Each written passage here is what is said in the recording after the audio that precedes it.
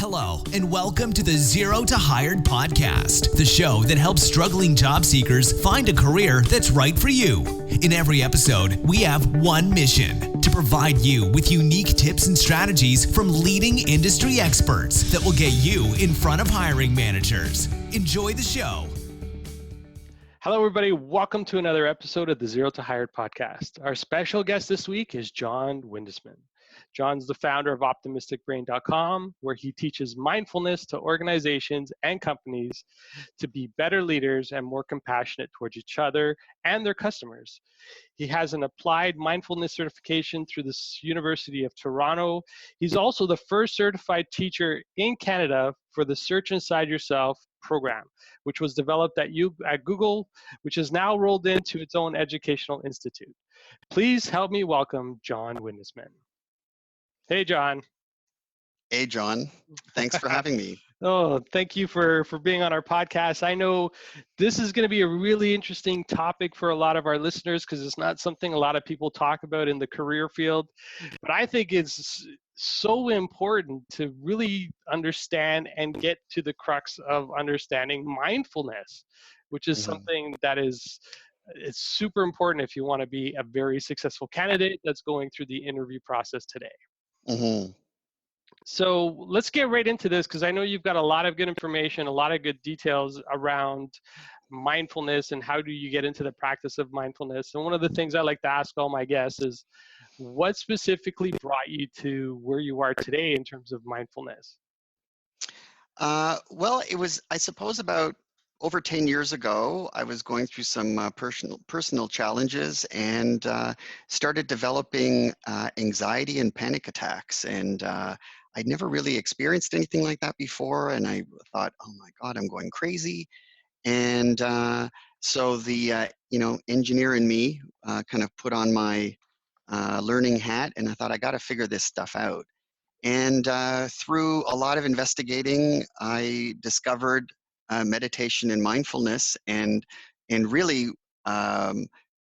discovered what it wasn't that I thought it was.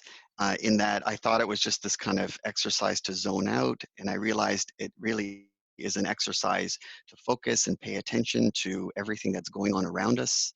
And once we're more aware, then we can start moving into a different direction. So that's really how I got started. And so what were the benefits that you saw immediately once you got into the practice of mindfulness? Well, ultimately, I recognize that the anxiety, or, and you can, all of our emotions, for that matter, are really the result of these active beliefs that we have. So stuff that happens around us triggers a belief, and that those beliefs that we have about ourselves and how we fit in and our skills and our competencies, those beliefs then, are the result, or trigger the emotions that we have in our bodies, and then that plays out in our bodies as well. And understanding these active beliefs really then becomes the key, and that's where mindfulness comes in. We start paying attention to the thoughts and images in our head. We pay attention to our bodies, what are the emotions we're feeling at any given moment, which is a clue to what active belief there is. And the more we're able to kind of unravel those beliefs, because a lot of them can be very automatic and even hidden. It's like an iceberg. We only see maybe 10% of it, and 90% of it is kind of under the surface. When we start uncovering that, we then can do something about it. We can question these beliefs for their validity. We can say, hey, is this really true, or is there some exaggeration happening? And in my case, there was a lot of exaggeration happening in terms of what I didn't trust with regards to myself, what I feared. And when I was able to kind of shift those beliefs to something more reasonable and start to trust myself and my abilities, the anxiety then went away. Yeah. Well, I can imagine that, and also what would, I'm only assuming here, but your confidence too would start to increase, right? Absolutely. And, if we look at it, confidence is really trust in the ability that I can handle whatever comes my way. And not only my current abilities, but I also trust in that I can learn whatever I need to learn in order to get me to where I need to go. And so if we want to develop this kind of confidence, we need to work on, well, what is it that I'm not trusting about myself? And again, it's what is that story of, lack or um, um, inferiority that I have that I'm carrying around that's not necessarily true. And then when we start working on that, then we start developing trust, and then the confidence comes from there. Wow. Yeah, and I can even see this today with a lot of candidates that are going through the workforce process, through the Mhm. interview process and getting ready for it.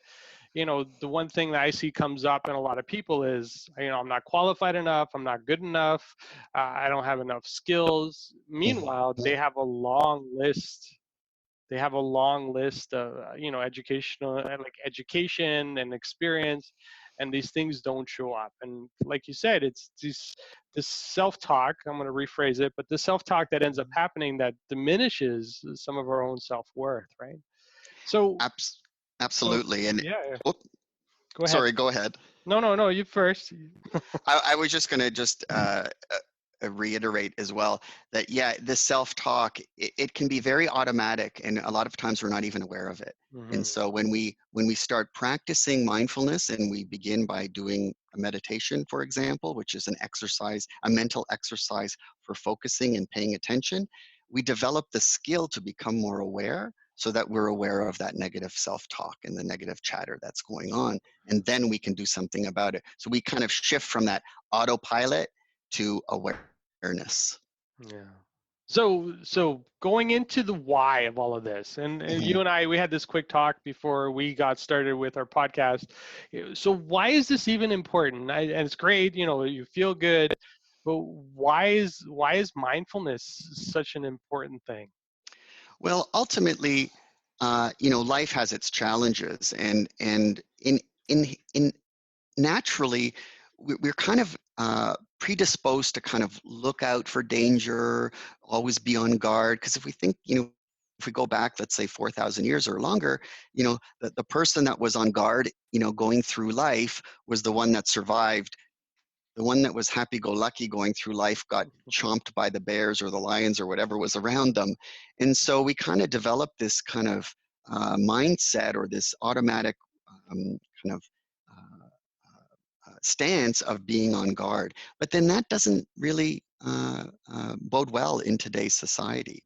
And so for us then to start shifting that requires a little bit of awareness, and then also practice, so that we can start looking at things more automatically in a little more positive light. And so why mindfulness? Well, it really is the key in order to get us to where we want to go.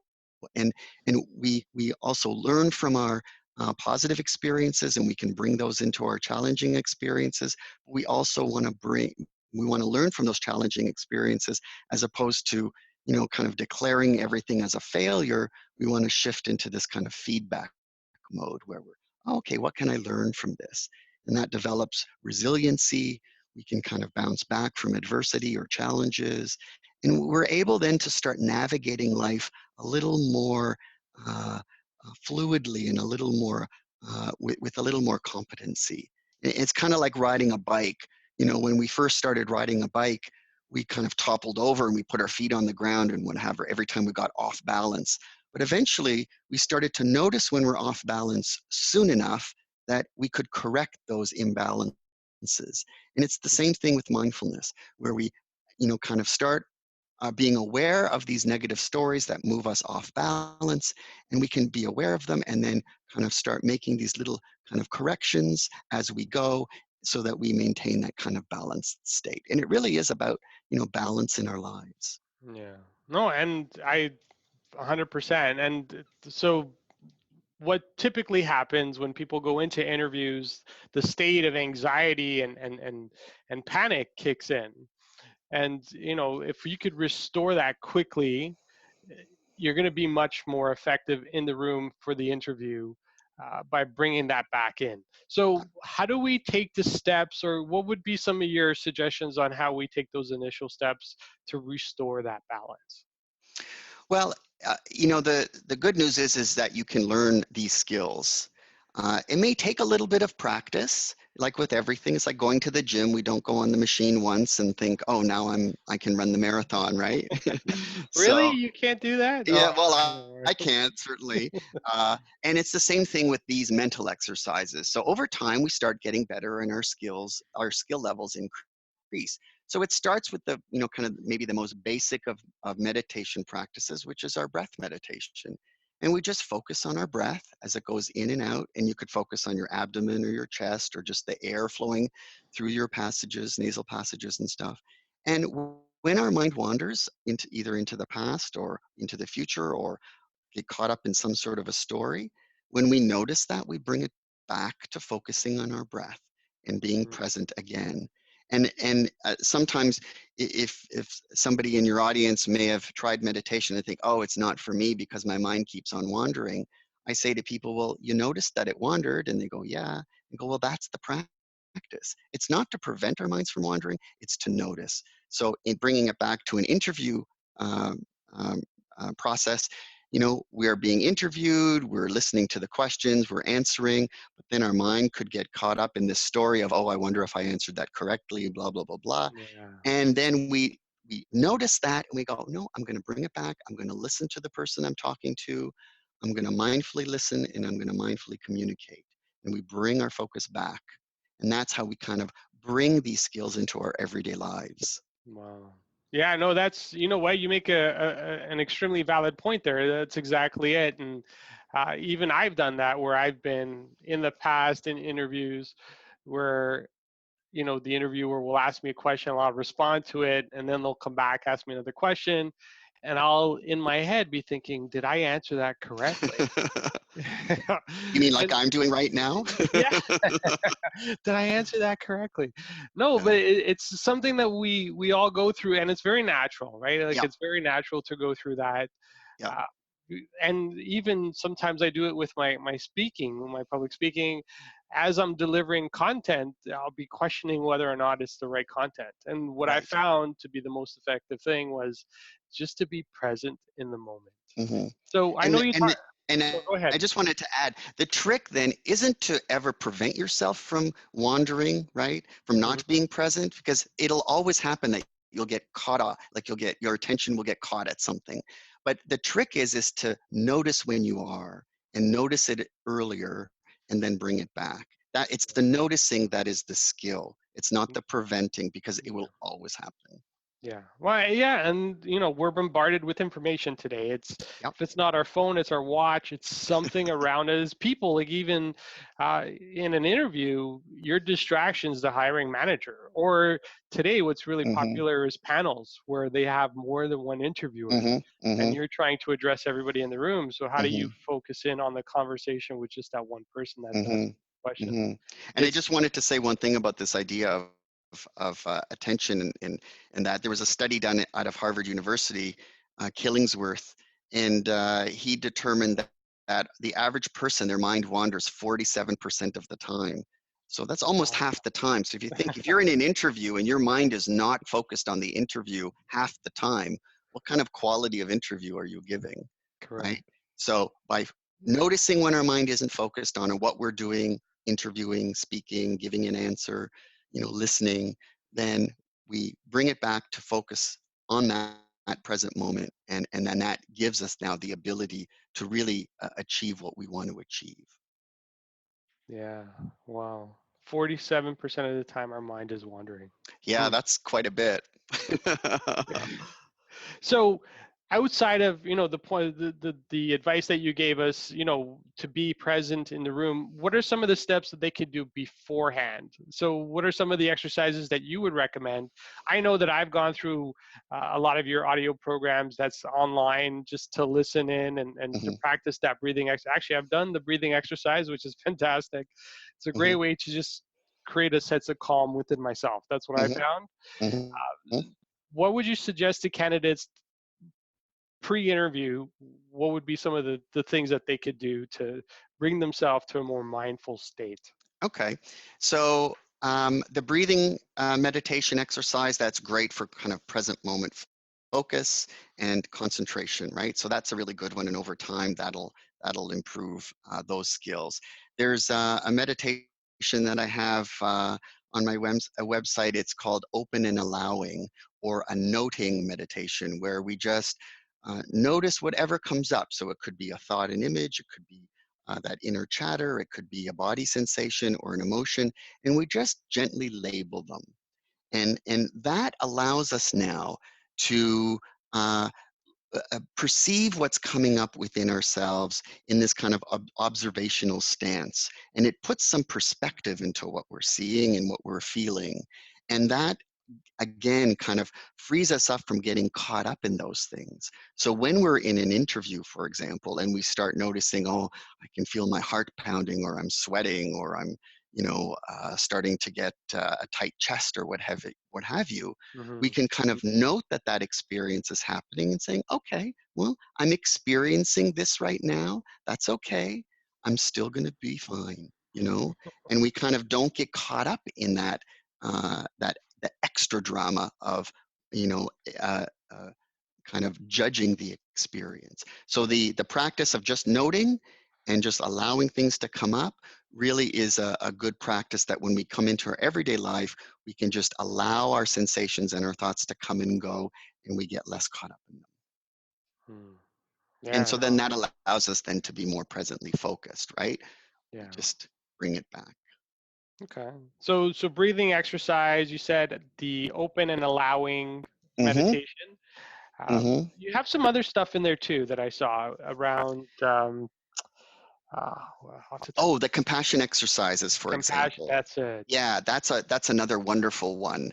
And so with compassion, what the science is showing us, the neuroscience is showing us that when we take a self-compassionate stance, and by that I mean we recognize that we have challenges, we recognize that it's a common human experience, and we become kind and curious about these experiences. So when we take that stance, the science is showing us that that is the biggest way that we can become motivated in order to change. If we want to change, it motivates us to actually initiate action to change. And we also want to hang around other people that are also in that same mindset.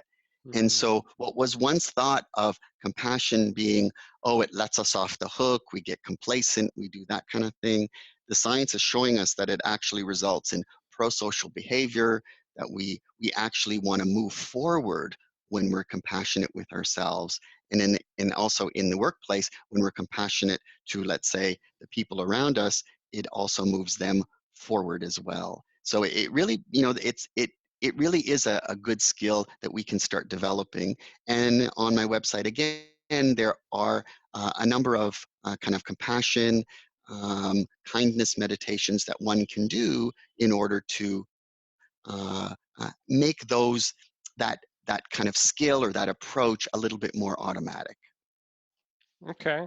So So, this is good. So this is all great information, but one of the concerns that I'm thinking as my audience member, with so many things going on in terms of looking for work, having to find work, this sounds like it might be a lot of time that I have to invest into this. mm, What is I know the answer because I'm going through it, but what would be the right amount of time for somebody to practice this type of meditation? well, it really doesn't take a lot of time. The key with any kind of meditative practice is that you do it regularly. So you Mm, could start with just 1 minute a day, right? So just take one moment and just kind of follow your breath.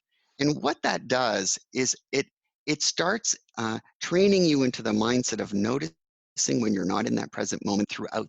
And even if, let's say, you think, oh, I can't plan even 1 minute, start taking daily activities that you already do, like brushing your teeth, for example, and mhm, turn that into a present moment mindfulness activity where you are just focused on the movement of your hand, the smell of the toothpaste, the water, the warmth, the cold, all of the sensations that are going on. And when your mind wanders off of paying attention to brushing your teeth, you bring it back. And so, for that length mm, of time, you are doing a mindfulness exercise and you're learning how to be present moment focused. You can do that anytime you walk somewhere, for example. Anytime I get up from my desk and walk somewhere, whether it's to the washroom or to grab a coffee, I always do a mindful walk where I'm just presently focused in my body as I'm walking. And so that's another really easy thing to do in your everyday life. Yes, you're right. So it doesn't actually take a lot of time. I know one of the things that I've worked into my daily practice is your 5 minute exercises that your meditation guided meditation sessions that you have Hmm. online. Hmm. Uh, and it's 5 minutes. And when you Yeah, think about it, like in a full day, like what's 5 minutes? Really, it's nothing. Like you spend more exactly. time waiting in line for a coffee. But I liked how you really you made it really practical. The mindful walks is a big one. Like even Hmm. waiting in line in a coffee shop, Totally. being mindful there, or even brushing your teeth. I would have never thought about that. Yeah. Or taking a shower or even going to the washroom, right? Go to the washroom mindfully, you know, like anything you do, you can do mindfully. I like to do mindful driving, right? So I'm driving my car and I'm just, feeling the hands on the steering wheel. I'm observing what's around me. I'm just, kind of just experiencing that whole idea of driving. I don't have the music on. I don't have my audiobooks on. Sometimes I do, but Hmm. not if I want to make it a mindful experience or a mindful exercise, then I don't. Yeah. So I'm guessing, so from our candidates, if I could put it into their perspective, Hmm. as part of the pre-interview, and this is the one thing I think, not I think, but this is the one thing I recommend to my candidates before they walk into the room.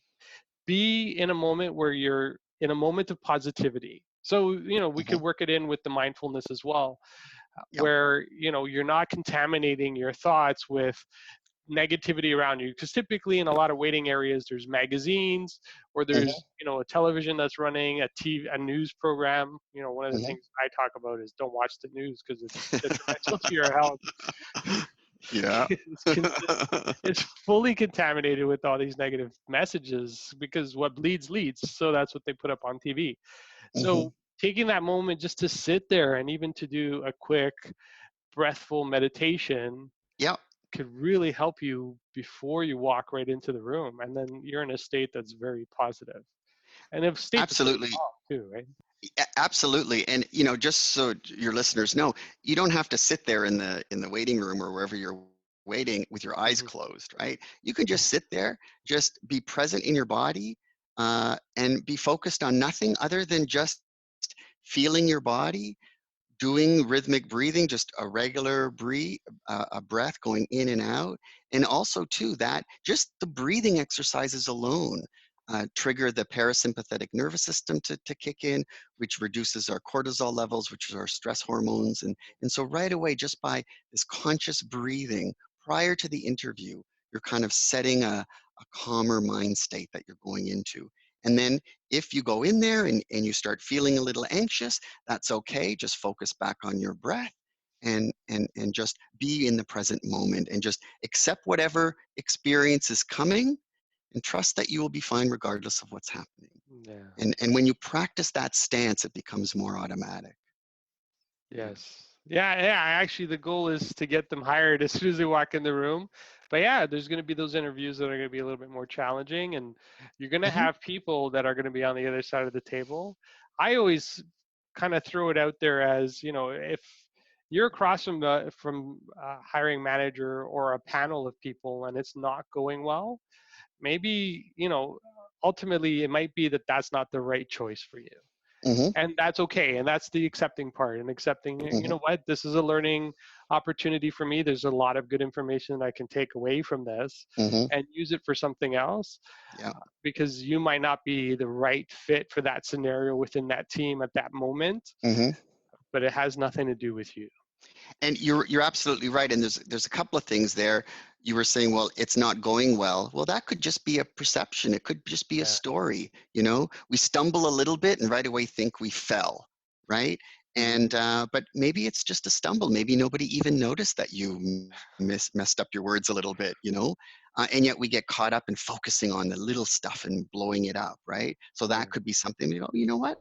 I'm doing the best that I can. I'm fine. Nobody's perfect. I don't have to be perfect in order to be a good candidate. You know, Things Yeah. will be fine. Yeah. And then, Sorry, go ahead.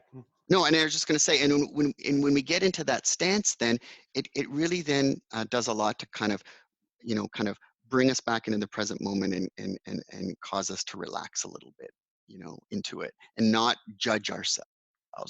We always want to be kind and curious to what we're experiencing and how we approach ourselves. We don't want to be judgmental. Like, and even if something happened that was not something that was preferred, okay, I'm not a bad person because this happened. And what can I learn from it? I'm going Yeah. to move from failure to feedback. Right? Yes, failure to feedback. That's good. That's good. So as you're saying all of this, I'm thinking genuineness. This is one word Mm-hmm. that comes to mind is, you being your authentic self in front of that person. And you know what? I don't know anybody that's perfect. I don't know. Do you know anybody that's perfect, John? I have nobody that comes to mind. So I don't know anybody that's perfect. So don't, like, you allow yourself not to be perfect. And when you do that, there's that genuineness and that authenticity that comes out. And those misstep on words, or it even happens, like it's happened through this interview. Like there's been a couple of times where I've stumbled, but you just keep going and you just keep Yeah, being yourself. And you know what? The right person will find you and bring you into yeah, the organization to be a part of that. yeah. And The, yeah, the no. two things that I've learned in terms of how I approach life right now, first is acceptance. You just accept what's happened. You can't undo it, right? As the Beatles say, let it be, right? You can't undo it. And when you accept it for what it is, then right away the grasping goes away and that tension goes away.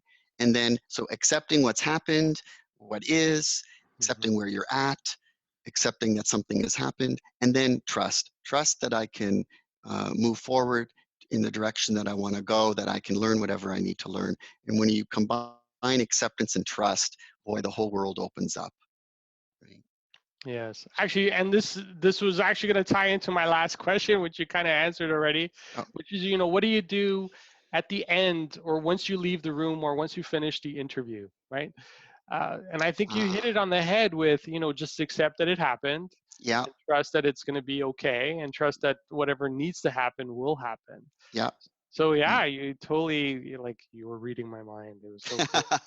Yeah, that's a good point. So when the interview was done, a lot of times we're going to relive that interview and beat ourselves up for what we didn't do or didn't say or what we flubbed, Hmm. uh, and that's natural. It happens. So don't beat yourself up when you do that. But when you catch yourself doing that, say, well, okay, what went well in this interview? you know, and really make a conscious effort to point out to yourself the good things that happened, even if they're small little things. And that gets us, again, the more we do that kind of stuff, the more automatic looking at the positive aspects becomes. That's what the neuroscience tells us with this idea of neuroplasticity. The more we focus on, the more we pay attention to, the more automatic it becomes. And so, yeah, we want to accept what's happened, look at the things maybe that are positive out of it, and then say, okay, what can I bring differently to this process next time around? How can I improve just a little bit maybe next time if you think that there's improvement needed? Yeah, no, you definitely hit it all on the head. Actually, I was thinking self-coaching essentially, and I do it with Hmm. my clients when I coach them for interviews, because ultimately the one Hmm. thing I'll ask them, if they're going through interviews and they're not going well, people already know, right? But taking Hmm. that moment to be mindful of what actually happened in a neutral state or a positive state will help you get to Hmm. the answer. Uh, Hmm. but like you said, always start off with, what did I do well? Let's get those Hmm. out of the way, and then let's Hmm. talk about where I was challenged. And how, Hmm. and like you said, just be more mindful. How can I bring something new to it the next time around? Hmm. And So that nobody was, expects you to be perfect in the interview. In fact, I would be a bit concerned if somebody actually showed up to be a bit perfect. It's like, what's going on? And then also, they don't expect you to know everything. yeah, Part of every job is that you're going to, learn some of the skills as you take that job. You're not going to know how to hit the ground running from day one, and they know that too. So don't have that expectation on yourself, right? yeah, There's a really good meditation that I have on my website, and it's a little bit of a mantra meditation, which kind of shifts our beliefs. And it's, you say 3 or 4 different mantras, and one of them is, I don't have to be perfect in order to be good. And then I don't have to know everything to be smart and competent. and I trust that I can learn whatever I need to learn to move forward. That's And those so. are the three things that really resonate with a lot of people. I know they certainly resonate with me, and that's why I created that one.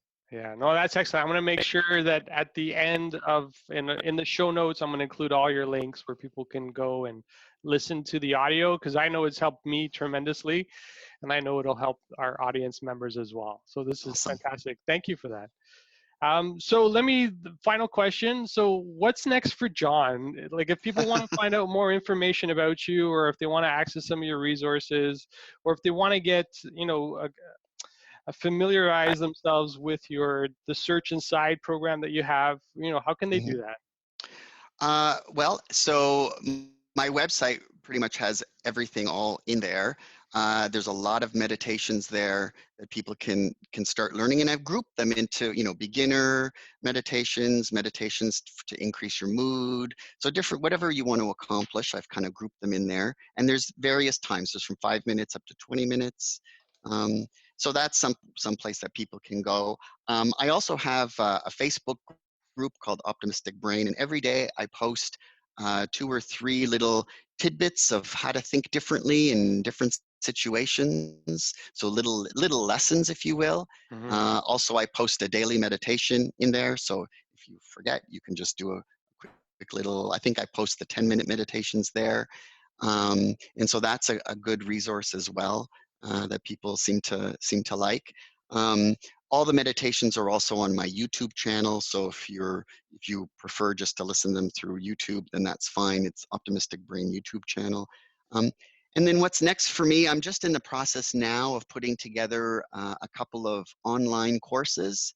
One of them is going to be free. It's an Introduction to Mindfulness course that I'm going to post on my website, where it's about a 2-hour course, Okay. and it will walk you through just the basic concepts, a lot of them that we were talking about today, and walk you through a few basic practices that you can then take with you. And then I'm also in the process of developing then a full online program, which is quite extensive. I'm going to model it after like an 8-week program where you do a couple of hours of kind of learning, and then you take that away and practice, and then you come back a week later and you do a little more learning with more practice, and that's more of a fully comprehensive everything you wanted to know about mindfulness and gaining balance in your life. So That's that's excellent. what's next for me. Okay, good. So I have your website, which I'll include, your Facebook page link. I'll include that as well. I Awesome. know I listen to your YouTube all the time. That's where I get most of my content from you. So Hmm. I'll make sure to share that as well. So yeah, no, this is great. So we got a lot of good resources. Once people go to your website, once you have your program online, they'll start to see that come through on the pages. Yep, and on my website, if you want to sign up for the newsletter, I don't inundate people with emails. That's just if you want to kind of get announcements of the new stuff that's coming. I'll use the newsletter format for that. But other than that, I don't really. The daily post and the daily stuff, people can join the Facebook group for that, because that's Okay. easier.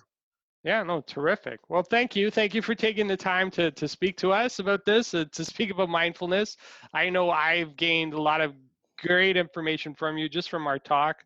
And I know a lot of people, a lot of the audience members that are new to this. So this will be a great introduction into mindfulness, and to make sure that they bring that into their interviews. So thank you for taking the time today. Thank you for sharing your insights, and thank you for sharing, your wisdom around this area. This is terrific.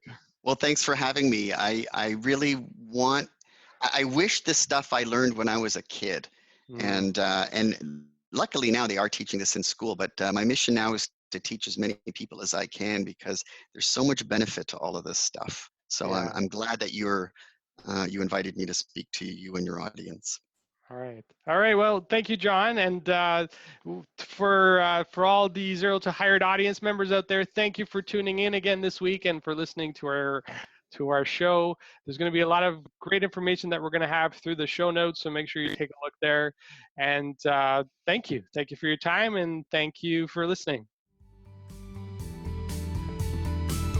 Thank you for listening to the Zero to Hired podcast. Make sure you check out our website, www.zerotohired.com, and download your free resume template that's proven to get results, complete with examples and guidelines. Make sure you tune in as we interview leading industry experts who provide tips and strategies to help you get the career that's right for you.